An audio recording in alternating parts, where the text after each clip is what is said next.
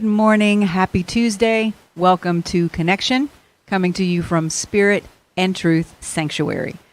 We're going to begin, as always, with our morning blessing. Spirit of Truth, we give thanks today for our connection in this time of togetherness, for our sameness, as well as our contrast, and for the light we reflect to one another and see in one another.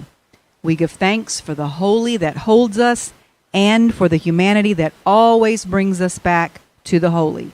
We ask that our happiness, our peace, and our joy now be woven into the fabric of the world around us, and that it serve as nourishment to feed the heart of the collective. In the name and nature of the Christ, amen, and so it is. All right, our quotes. The first one is by Wayne Dyer. When you dance, your purpose is not to get to a certain place on the floor. It's to enjoy each step along the way. Next, by Barbara DeAngelis, the journey between who you once were and who you are becoming is where the dance of life really takes place. Next, we can't always choose the music life plays for us, but we can choose how we dance to it. Next, why push through life when you can dance through it instead? The next one is by Friedrich Nietzsche. Those who were seen dancing were thought to be insane by those who could not hear the music. Next, Robert Brault. The definition of an optimist is someone who figures that taking a step backward after taking a step forward is not a disaster, it's a cha-cha. And lastly, life isn't about waiting for the storm to pass. It's about learning to dance in the rain. All right, so quite obviously today we're going to talk about dancing, seeing life as a dance rather than a march, realizing that sometimes what seems like a backward step is just a part of the dance, learning how to tune in to and hear the music even when many around you are not hearing it and think you're crazy. And lastly, how to dance in the rain, even through the storm. So this past Sunday, I repeated the small part that I could remember of one of our quotes today, which was, the definition of an optimist is someone who figures that taking a step backward after taking a step forward is not a disaster, it's a cha-cha. And so, as I said, a man named Robert Brault said that. And then I talked on Sunday a bit about resilience, which is the ability to be flexible, more specifically to be able to bounce back from some kind of backward motion. And that's an extremely important quality to have in life, to be able to bounce back and to be elastic rather than being rigid or stiff. Because, as we all know, rigidity and stiffness only make it easier for you to break when something is thrown at you rather than bend with it or bend out of its way even. So we're also going to talk a little bit about resilience today and how, as I said on Sunday, it's a dance, not a stance. Life is much more fun and flows much better when you think of it as a dance as opposed to being a march. We're going to talk about that too. Part of the morning blessing that we read every week to begin this service was written by a woman named Danielle Laporte. And I follow her on YouTube as well as on Instagram. And she has a new series out right now on the subject of resilience. And here are some points that she makes in it, which I love. First of all, she begins with the quote that I gave you on Sunday and repeated just a few moments ago. Resilience is a dance, not a stance. In order to be resilient, you have to approach life with a certain degree of fluidity, or be like water, as we've talked about before. So she starts with that quote, and then she gives 3 what she calls reframes for when you want to be sure you are responding from the heart. How do you reframe things? Point 1, she says, resilience is adaptable. Resilience has nothing to do with sucking it up. We don't need to get tougher or more leathery. In other words, we don't need to develop a thicker skin in order to be more successful. Resilience happens when we connect more to our heart and become more sensitive, not less. Then she says, think of a tripod. Okay, we all know what that is. It's a stand that has 3 legs. When closed, a tripod tips over easily. When open, it's immovable. That's what our heart and mind must be like in order to be resilient. The more open we are in both heart and mind, the stronger we become. Okay, so let's go back to her original quote. Resilience is not a stance, but a dance. Being open actually makes you stronger. Let's go back to that idea. Point number 2, resilience is your capacity to live from the heart, or in other words, open. Resiliency is inclusive. It considers everyone's benefit. In other words, living a resilient life means you're always looking for win-win scenarios rather than wanting to be right or to make your point or having to always make the other person wrong so that you can be right in your interactions. Another good strategy to remember here is that we need to listen to understand rather than to respond. Sometimes you're only listening so that you can catch someone else saying something that you're going to disagree with and build your response on that. But it always works out better that when you're looking for that win-win scenario, you're not listening to respond, you're listening to understand. Because some information that they give you may very well just change what your response is going to be. Back to Danielle now. Inclusiveness stabilizes us. When we are stable, we're more courageous and more resilient. And then point number 3, she says, resilience builds bridges. Restriction, which is the opposite of inclusiveness, also known as exclusivism, creates separation and stuckness. If we become stuck, polarized, and brittle, we decrease our resiliency. Expansion is the only way forward. All right, now time out. I want to stop right here and insert something. Remember earlier we were talking about looking at setbacks or steps backwards as just a part of the dance. This is the same concept that she's talking about here. Forward movement requires expansion. But sometimes in order to get a little more momentum, you need to contract first before you expand. To put it in physical terms, if you need to jump over something, you have more power if you crouch down a little first and then spring up. You're going to be able to jump higher if you bend your knees first than if you just try to make that jump from a flat-footed position. If you've ever watched a basketball game, you know that when a player takes the shot, he or she will bend their knees and maybe a little backwards right before they do it. That's what they're doing. They're adding to their momentum. Or if you need to jump over something that's a little ways away from you, have you ever seen somebody that takes a few steps back first so they can get a running start? That always makes what you're doing more easily. It gives more power to the jump, to the forward motion. So we've got to learn to see life's setbacks as the contraction before the expansion, or that rock back where we just get a little more power and momentum in order to move forward. And the last thing that Danielle says about resilience is this, which is still part of her point number 3. She says, opening our hearts is how we stabilize our adaptability. Our adaptability is the mother of courage, fortitude, and resiliency. Okay, so it's very important to cultivate the quality of resilience in our lives. When everything seems to be going crazy and spinning out of control, when we seem to have taken that step backwards, we can take comfort in the fact and in the knowing that there's always something going on behind the scenes that we might not be able to see right now, but that's working for our good in the end. No matter what it looks like or feels like from our vantage point, God is the one in control of it all, and the higher we're able to rise in consciousness, the more of the big picture we're going to be able to see.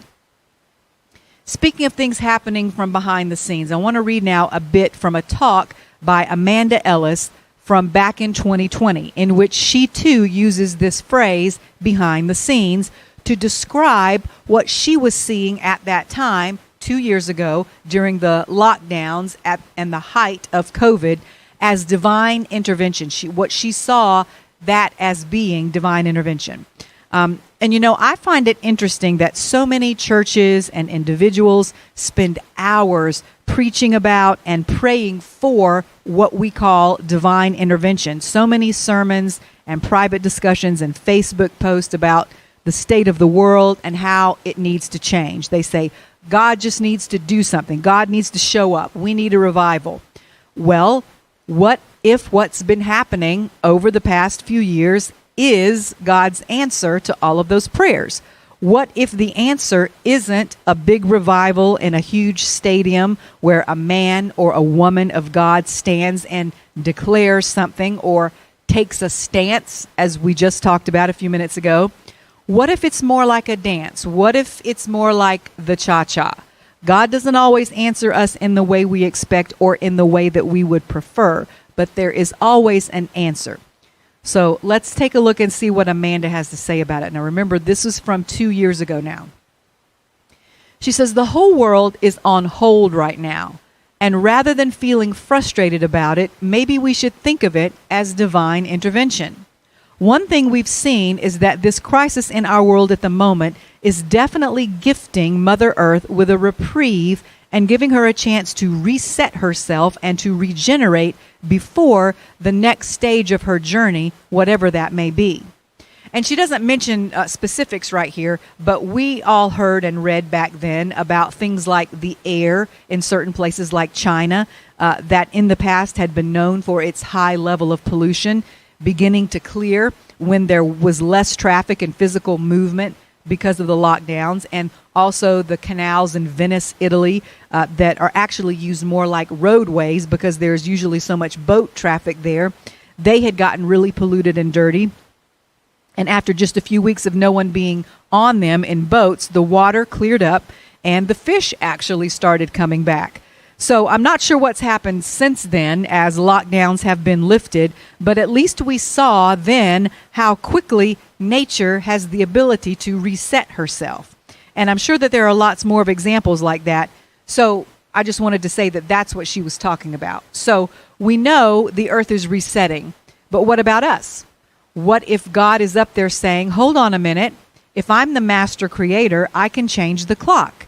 It's like we were all at about 5 minutes till midnight, and God just pushed it back 2 or 3 minutes to give humanity a little bit more space to make sure what we're doing is the right thing. So what she's talking about here is something I've talked about before, how everyone, again, as I just said, wants God to intervene in our circumstances because things on the earth have gotten out of hand in so many areas. So this is it. What she's saying, this is it. This is not a dress rehearsal. This is the big reset that we've been asking for. We're about to enter a new age, a new era, and God is giving us just a second to pause and to reevaluate some things about our lives as we move on. A worldwide pandemic might not have been how any of us thought it would happen, but it did indeed bring the world as it was to a screeching halt, as probably very few other things could have. And when this is over, there will be a very definite dividing line between what was before and what is after, maybe even as definitive as the line between BC and AD. And so looking at this event as only something that's horrible, as something that's tragic, is short-sighted. Have there been horrible and tragic aspects to it? Yes. But remember, as a part of the shift from BC to AD, Jesus died. But there were also wonderful things about it that will come from it, just as there were wonderful things that came from the death of Jesus. Not the least of which is that it will serve as the dividing line between the world as it was and the world as it is now, which is huge. Now, these were some of my specific thoughts back from 2 years ago when I first read this piece, but it still applies to what I'm talking about today. That step back that sometimes occurs in our personal lives, just like the collective step back we all experienced and are still experienced to some degree. It still applies. What I'm talking about still applies. So then she finishes by talking about using this time for some personal growth. And she speaks specifically about how much we've all come to rely on doctors and on the medical world to maintain our health. And she's not suggesting, and neither am I, that we should all stop going to the doctor or using medicine. But we have, as a culture, and I'm talking now about America and the West specifically, Eastern culture and African nations haven't done this quite as much as we have, but we've gotten way out of balance with how much power we've given over and how much of the maintenance of our health, the responsibility of it, we've given over to doctors and healthcare providers rather than taking it into our own hands and being the sovereign of our own lives. We are a pill and medication obsessed culture, to say the least. Just watch TV and you will see that every other commercial is for some new kind of medicine. Modern medicine has done a lot of great things to advance how we care for ourselves and has given us options that previous generations never dreamed of. But now it's almost like we think about pills or other treatments. We think that they can cure everything, and so we don't even try to address whatever the issue is in any other way first, such as our diet or exercise or rest or emotional connections to it. We just go to the doctor and get a pill, which many of which only help you deal with the surface symptoms and do nothing about the underlying cause. And so this next section of what she says addresses that. She is asking us to use this time to maybe wean ourselves a little off of an overly medicated lifestyle and to find some balance. She says it's as though some of the support network we've always had around us, whether it be medical or anything else, is not as readily available anymore. And so we're being forced to go within ourselves to find answers and to try to heal our own ailments and issues for ourselves. There's no part of me that's saying I think this is going to be easy, but this is the opportunity that's being presented to us. If you've been in a situation where you've become dependent on a lot of support from medical professionals and suddenly they're tied up with other patients because it's a priority of need at the moment, and obviously their care is having to go to the people in the greatest need, maybe you're not in that category, but you're still in a lot of pain and discomfort. Ask God for help. He is not going to abandon anyone, and He will be there for you in your hour of need. Now, we can apply that to anything, not just medicine and doctors, and not just during COVID when this was originally written. But we should be expanding our own sense of rulership or sovereignty, as I said a moment ago, over our own lives. That is part of living in resilience. Doctors not available? That's okay. Learn to find and be your own solution.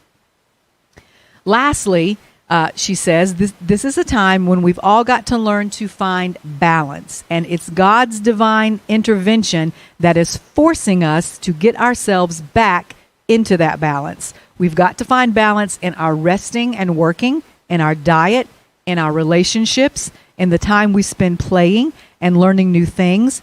We've got time now to balance those things out a bit. So that's so that when the wheel starts turning again, when life starts moving again, it does so in a way that works for our highest good. We are being given the chance now to pause and look at what's been working for us and what hasn't, so that we'll know what adjustments to make for the future. This is all being divinely orchestrated, so don't fight it. Just go with it.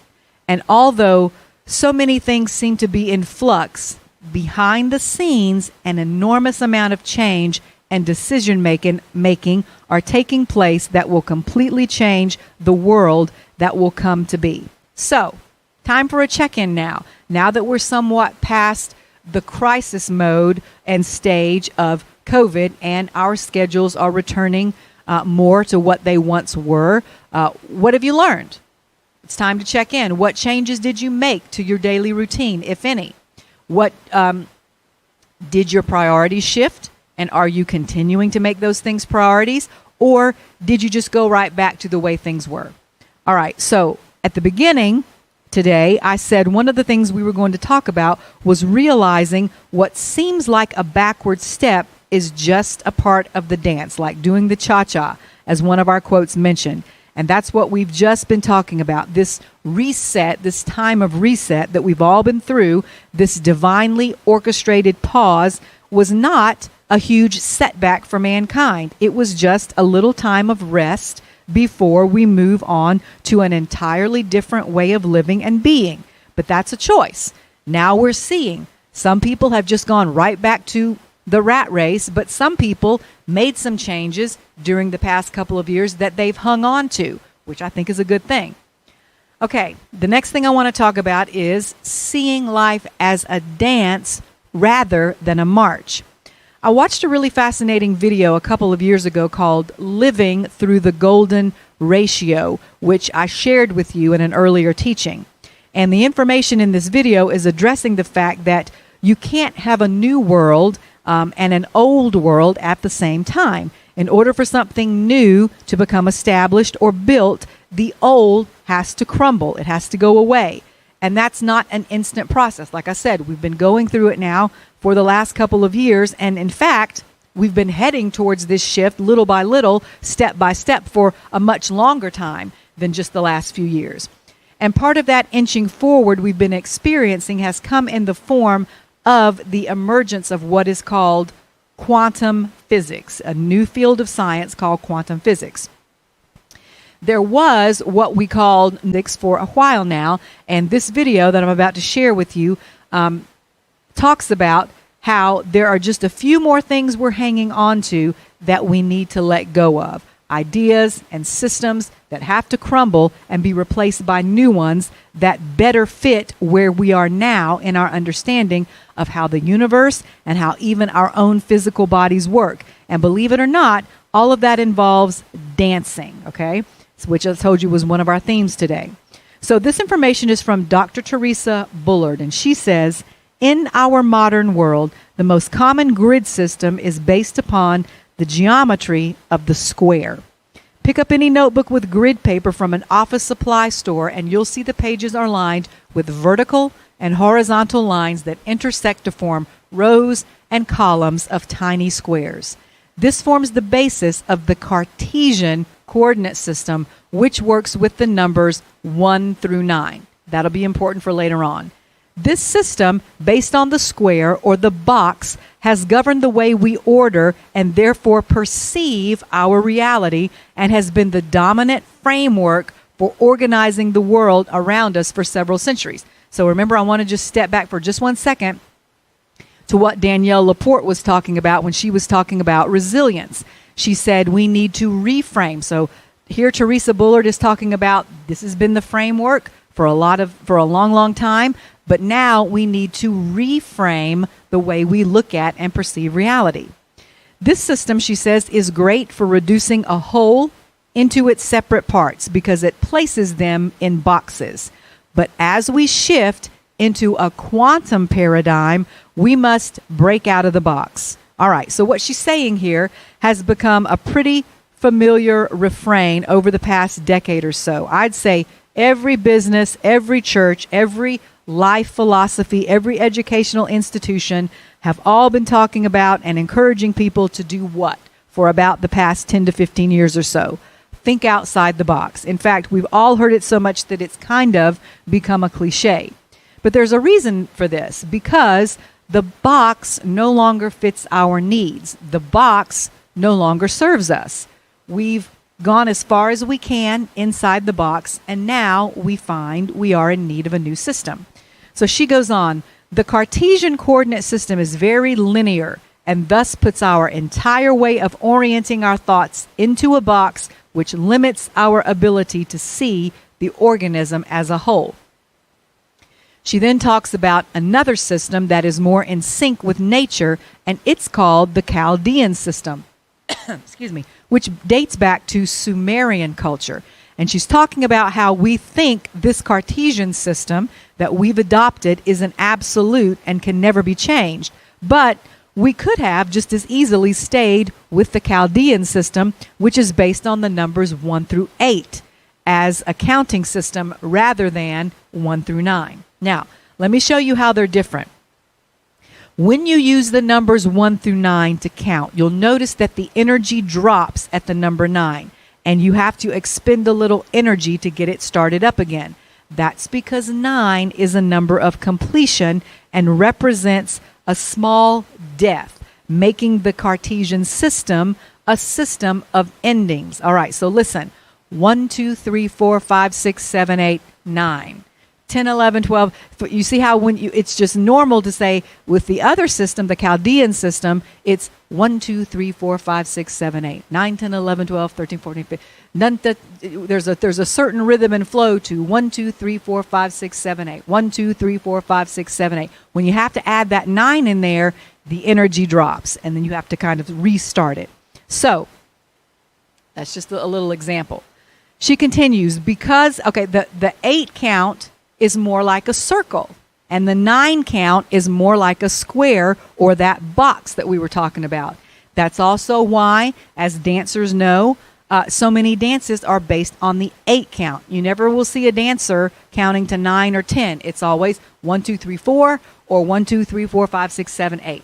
Because that is closer to the natural rhythm and flow of our bodies and of the universe. Listen to this statement she makes, and it will bring all of what we've just talked about into focus about why it's important. Using the numbers 1 through 9 to count is like following marching orders, constantly reinforcing a death march. It is very ordered and militaristic.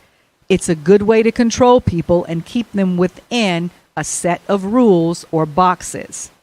The advantage of the 8 count system is that it's much more musical, according to the rhythm of the soul, the rhythm of life. Unlike the 9 count system, where effort must be put into continue, the 8 count has a natural flow and represents connectedness. When we tune ourselves to this rhythm, it is uplifting, and life becomes a dance rather than a march. Wow. So that's the answer right there. Perhaps the world has insisted on hanging on to this old, outdated system of counting because it's easier to control people with. When we are all tuned to the music of the march, we're all just marching to death, to an ending, to a conclusion, because that's where that system takes us. A system where we are forced to stay in a box, not only physically, but also in our minds. The shift we're making now, which includes the world of quantum physics, is not based on the old system of squares and grids, but on cycles and circles and spirals, which is ever evolving and limitless. So breaking it down to very simplistic terms now and bringing it into our everyday lives, we've all got to decide whether we're going to hang on to our old way of looking at the world, where we're just marching in step with everyone else and the way it's always been, the way it was before we were given the opportunity to reset everything, or we're going to break out of the box and tune ourselves to the music that maybe those around us aren't hearing yet, but that's calling us to live life as a dance rather than a march. And that's the choice that we've all had to make over these past few years as we've been taking that step back in the dance of life as a collective group. We've also had the opportunity to make that decision in our individual lives. There's another piece from about 2 years ago as well that I want to read now by Carolyn Mace. And she's talking about this choice in terms of either breaking down or breaking through. Okay, when that setback comes, which will you choose? She's talking here about choosing to live on a higher level of consciousness, an invitation, as I said, that we've all been given, especially over the past few years. She says, perhaps now it's no longer an option, but a necessity. Perhaps it's no longer an option to break down. The only option left to us is to break through what would have previously broken us. So when you come to that place in yourself where you say, I just can't take it anymore.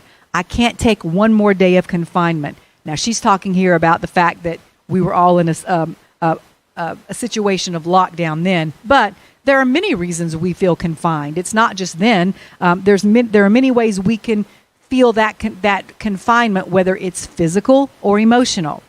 She says, so when you say to yourself, I can't take one more day of this confinement, or I can't take one more day of uncertainty about the future, I can't take one more piece of bad news, tell yourself, yes, I can. Sure, I can. This situation does not have the authority or the power to break me. You've got to stretch yourself bigger than you've ever had to before. And you've got to become more appreciative of every little thing that you used to take for granted. In other words, you've got to expand. You've got to be resilient. She says, you can make it through, and you will. Both my grandmother and the Buddha used to say the same thing. Nothing lasts forever. And as we look through history, nothing has. We have no way of knowing how long our particular journey is going to be. But every part of us that prays for others along the way, that extends mercy to someone on their journey, every time we bless someone, every tiny little act of goodness makes a difference and contributes to the collective consciousness that will ultimately be our healing. Now, what she describes next is the same thing that Danielle Laporte was talking about, how to keep your heart open. She says, if you don't think one prayer can make a difference, let me tell you a story that was told to me by a woman years ago that changed my life. I had been booked to do a conference and was told they were expecting 2,000 to 3,000 people in attendance. The first night, there were 10 people in the audience, and 5 of them were my staff that I had brought with me.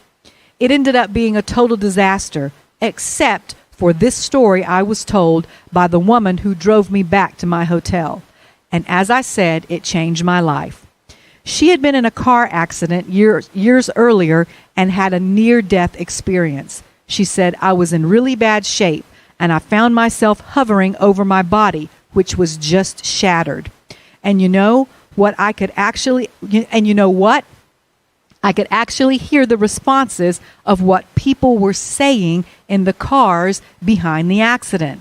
I could hear them saying, oh Christ, this is just when I need it. I'm late already. How long is this going to take? And on from every car, except one. 5 cars back, there was a beam of light shooting out of the roof of the car and down into my bleeding, smashed body. And I thought, what is that? The next thing I know, I'm sitting next to the woman who was driving that car, and she had gone into prayer for me.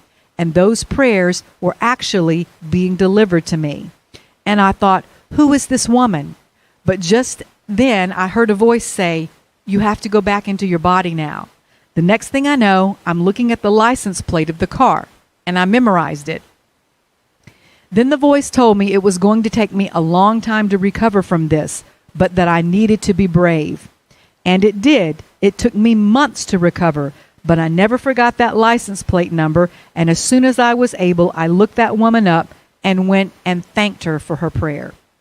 Now, this is Carolyn Mace talking again about the story. She says, I know I was meant to hear that story.